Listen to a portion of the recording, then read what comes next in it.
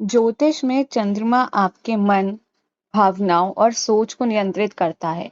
अगर चंद्रमा कुंडली में अलग-अलग भावों में हो, तो आपका स्वभाव और जीवन पूरी तरह बदल सकता है। आज हम जानते हैं कि चंद्रमा 12 भावों में क्या असर डालता है और चंद्रमा की सबसे बेस्ट प्लेसमेंट कौन सी होती है। Let's begin.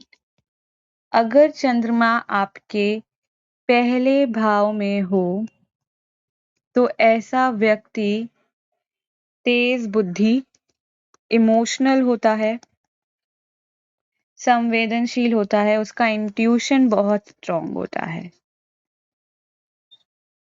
और अट्रैक्टिव होता है, उसकी पर्सनालिटी बहुत चार्मिंग होती है। अगर अब किसी का मून सेकंड हाउस में आता है, दूसरे भाव में चंद्रमा होने से व्यक्ति परिवार और धन से ज्यादा जुड़ा रहता है। इन लोगों को परिवार से इमोशनल सपोर्ट और अक्सर आर्थिक लाभ मिलता है। और आप देखिए कि ऐसे व्यक्ति को ना ज्वेलरीज का भी बहुत शौक होता है, या तो वो कलेक्ट करना पसंद करते हैं या ज्वेलरीज के बारे में एक्सप्लोर करना पसंद करते हैं। अगर अब किसी का चंद्रमा थर्ड हाउस में आता है, मून इन थर्ड हाउस व्यक्ति को बहुत क्रिएटिव और एक्सप्रेसिव बनाता है। आप देखिए कि ऐसे लोगों को ना राइटिंग का बहुत शौक होगा या स्पीकिंग का बहुत, मतलब उन लोगों को अपने आप को, अपने जो भी उनके मन में है बातें, वो स्पीकिंग, राइटिंग, इनके द्वारा प्रेजेंट करना बहुत अच्छा लगता होगा। इनका कम्युनिकेशन बहुत अच्छा होगा। और ऐसे लोगों को ना ट्रैवलिंग का भी बहुत ज़्यादा शौक होगा। जब आप देखेंगे ये लोग ट्रैवल करते हैं तो इनका मन ऑटोमेटिकली बहुत खुश रहता है। अब हम बात करते हैं अगर किसी का चंद्रमा चौथे भाव में है। जब चंद्रमा फोर्थ हाउस में होता है तो वो बहुत बेहतरीन प्लेसमेंट मानी जाती है, बहुत शुभ प्लेसमेंट मानी जाती है, क्योंकि ये चंद्रमा का खुद का घर होता है और यहाँ पे चंद्रमा बहुत पॉजिटिव रिजल्ट देता है और इसे बहुत मजबूत प्लेसमेंट मानी जाती है।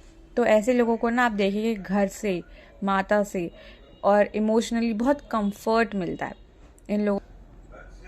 अब किसी का मून अगर फिफ्थ हाउस में आ जाता है, तो जब किसी का मून फिफ्थ हाउस में होता है तो ऐसे लोग ना बहुत रोमांटिक होते हैं, इमेजिनेटिव होते हैं, इनकी क्रिएटिविटी और इंटेलिजेंस दोनों बहुत मजबूत होते हैं। आप देखिए कि ऐसे लोगों को ना बच्चों के साथ भी बड़ा टाइम स्पेंड करने में मज़ा आता होगा। इसे बोलते हैं कि किड्स लवर भी होते हैं ऐसे बच्चे। अब हम अगर किसी का चंद्रमा छठे भाव में देखें ना, ये इतनी अच्छी प्लेसमेंट इसलिए नहीं मानी जाती है क्योंकि चंद्रमा जब किसी का छठे भाव में आता है तो ऐसा व्यक्ति ना कभी कभी ओवर थिंकिंग करने लगता है, स्ट्रेस लेने लगता है। अब वो स्ट्रेस जॉब से रिलेटेड हो सकता है, इनके काम से रिलेटेड हो सकता है, इनके घर में हाउस होल्ड चोर्स से रिलेटेड हो सकता है। लेकिन ऐसे लोग मेहनती बहुत होते हैं और ये लोग अपनी समस्या का ना समाधान भी ढूंढ लेते हैं। इनको चीज़ें ऑर्गेनाइज करना भी पसंद होता है कि सब चीज़ें ऑर्गेनाइज्ड रहे। अब किसी का अगर चंद्रमा सातवें भाव में आ गया तो ये ना रिश्तों को बहुत महत्वपूर्ण बनाता है, क्योंकि ऐसे लोग ना इमोशनली कनेक्टेड और सपोर्टिव पार्टनर चाहते हैं। ये खुद भी क्योंकि केयरिंग नेचर के होते हैं, इनके मूड स्विंग्स भी बहुत होते हैं, लेकिन ये खुद केयरिंग और इमोशनली कनेक्टेड पार्टनर चाहते हैं। ये चाहते हैं कि अगर हम भी अपने पार्टनर का केयरिंग करें, मतलब ये रिश्ते में बहुत देना जानते हैं। जब किसी का सातवें भाव में चंद्रमा होता है तो आप देखेंगे कि ऐसे पार्टनर्स की जिनसे शादी होती है, ऐसे लोगों की जिनसे शादी होती है, वो लोग भी बड़े लक्की होते हैं। अब किसी का चंद्रमा अगर आठवें भाव में आ गया ना, ये बहुत अलग प्लेसमेंट है। अलग इसलिए भी कहा गया है क्योंकि ये बहुत मिस्टिकल पावर्स दे देता है व्यक्ति को। ये व्यक्ति को ना बहुत सीक्रेटिव और डीप रिसर्च वाला बना देता है। आप सोचोगे कोई भी इंसान ना, अभी आपने कुछ बात बोली, वो एकदम से गहराई से उसके बारे में सोचने लगता है। वो ऐसा व्यक्ति होता है जिसके चंद्रमा आठवें भाव में हो। वो व्यक्ति ना कोई भी चीज के ऊपर इतनी गहराई से सोच विचार करता है, इतनी डीप रिसर्च करता है। ऐसे व्यक्तियों का ना आप इंट्यूशन भी बहुत स्ट्रांग देखेंगे। इन्हें ना आभास हो जाता है कि अच्छा भी गलत है, कुछ सही होने वाला है। तो ऐसे व्यक्ति को बोलते हैं मिस्टिकल पावर्स मिली होती है। तो ये प्लेसमेंट पॉजिटिव भी मानी जाती है। और ऐसे लोगों को आप देखिए ऑकल्ट फील्ड में भी बहुत इंटरेस्ट होता है।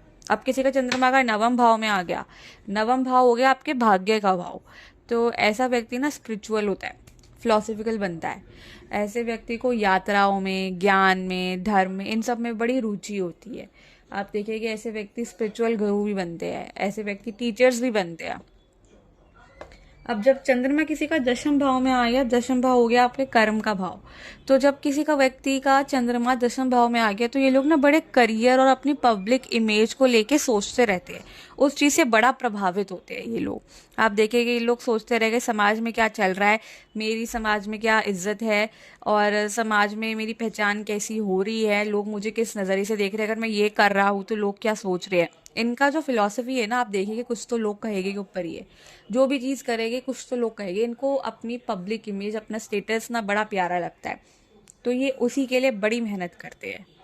अब आप किसी का 11th हाउस में चंद्रमा देखेंगे तो ऐसे व्यक्तियों को ना फ्रेंड्स और नेटवर्क से बड़ा लाभ मिलता है। जो भी इनके सोशल नेटवर्क्स बन गए, सोशल गैदरिंग्स हो गई, इनमें इनको बड़ा लाभ मिलता है। इनकी इनकम भी इसी में अच्छी होती है, इनको इंटरेस्ट भी इसी में होता है, अपने फ्रेंड्स के साथ घूमने का, फ्रेंड्स के साथ टाइम स्पेंड करने का। ऐसे लोग ने, मतलब ऐसे लोगों की जो फिलॉसफी होती है वो होती है कि हमारे दोस्त ही हमारा परिवार है। अब अगर किसी का चंद्रमा 12 भाव में आ गया, 12वें भाव में, तो ऐसा व्यक्ति ना स्पिरिचुअल होता है, इंट्यूटिव होता है। ऐसे लोगों को मेडिटेशन भी बहुत पसंद होता है। ये लोग ना अकेले समय बिताना भी बड़ा पसंद करते हैं। लेकिन जो समस्या आती है वो आती है, इनको रात को नींद नहीं आती होगी ढंग से। इनकी नींद, जो इनकी स्लीप साइकिल है ना, बड़ी डिस्टर्ब रहती होगी। कभी कभी तो इंसोम्निया, कभी कभी रात को सोए बीच रात में नींद खुल गई, तो इनको इस चीज़ में बड़ा प्रॉब्लम रहता होगा। थोड़े खर्चीले भी हो गए, लेकिन अगर ये ध्यान लगाए, मेडिटेट करे, तो इनका मन भी एकाग्र हो सकता है। तो ये थी 12th प्लेसमेंट्स ऑफ मून।